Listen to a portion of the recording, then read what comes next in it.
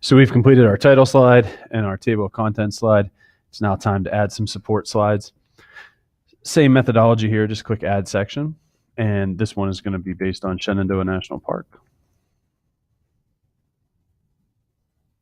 And this is where I start to manipulate my map a little bit more. I don't want that kind of wide angle panoramic view of my entire map focus. So I want to click on custom configuration. And like I said, this is not what I want to see. This is a specific slide for Shenandoah National Park. So I want to zoom in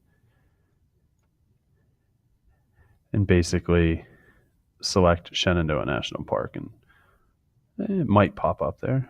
There it is. And so I'm going to kind of center that, hit save map location.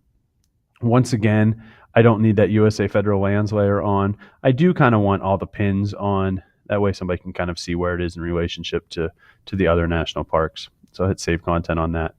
And this is completely optional. If you want this pop-up to be open, a nice little picture and a little description there, or if you want it to be closed, this is where you would choose that. And so right now I have it as being closed.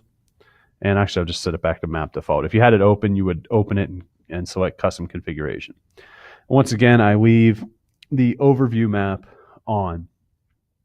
So that's my main stage. Let's click next and go over to the side panel. For this, put what you want over here. It could be a chart, it could be a graph, it could be a description. I have a description here on a Word document that actually just comes from Wikipedia, and I'll source that here in a little bit, but I'm going to copy that, and I want to show you one of the little hang-ups with story maps. So I copy it, and I'm going to try to paste it just by keyboard and Control V, and you can see that it pastes in there. Sometimes that's not going to happen. If you copy it from a web page and try to paste it in there, there's a chance that it won't copy over. So just kind of be aware of that. In fact, I'm just going to strike all that now, and I'll show you a workaround. Let's add a picture.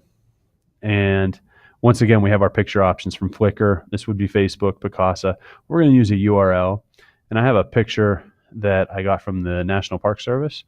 I'm just going to right click on copy image address, go back to my story map, and I'm going to paste that in. And this is where I want to actually put all that text that I had before. And so I'm just going to copy this, take it back to my story map, and I'll paste that in as a caption. And I think it's nice to actually do this. That way when somebody clicks on the picture, it enlarges it. So you hit apply, and let's go ahead and add that. And so that's basically the way my slide is set up. I may not like this picture. I may come back in and change it eventually, but for the purposes of this demonstration, that works. But I want to show you a few additional things that you can do. One of the nice things would be to actually hyperlink this to Shenandoah National Park. And so if you need to go back and adjust the slide, just click on the pencil, and this will allow you to go back in and edit it. I'm actually going to highlight Shenandoah National Park right in here. And I'm going to click on link, and I'm going to add in the link to Shenandoah National Park. I'm going to go ahead and say OK. And down here, I'm going to put just an attribution for the photo.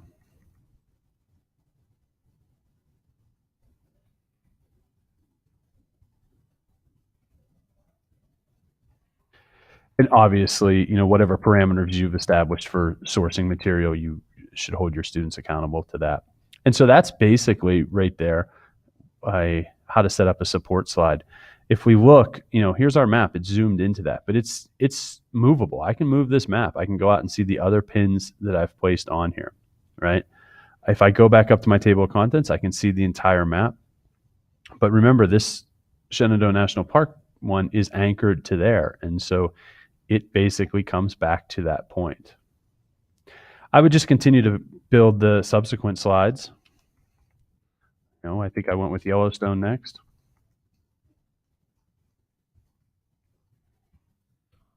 Same deal. Click on custom configuration, change your map.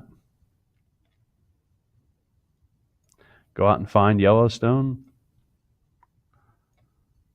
So there's Yellowstone, save map location. For this one, let's just say we want to leave the pop-up open. So click on the pop-up. There's just a picture of the Yellowstone River as it goes through the park. Hit save pop-up. There we go.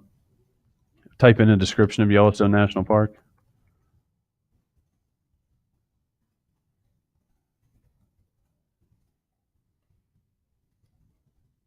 Make sure you spell things correctly.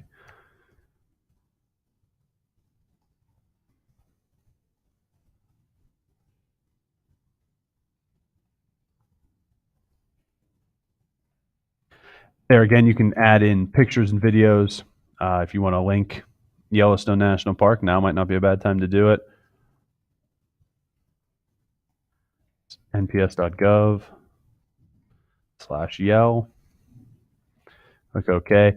And this kind of looks a little bit generic or not overly creative without a picture or image there. But you can see, here's Yellowstone. I can close this if it's kind of annoying me and kind of getting in the way. I can go back up and I can see Shenandoah. I can go here and I can see Yellowstone with that picture open, and I can still zoom in on the map. And so that's kind of just the basics of how to set up a story map. Once you get in and you get familiar with the basics, there's myriad other things you can do to kind of customize these to basically tell the story that you want to tell in a visual manner, but also with that spatial component of the map.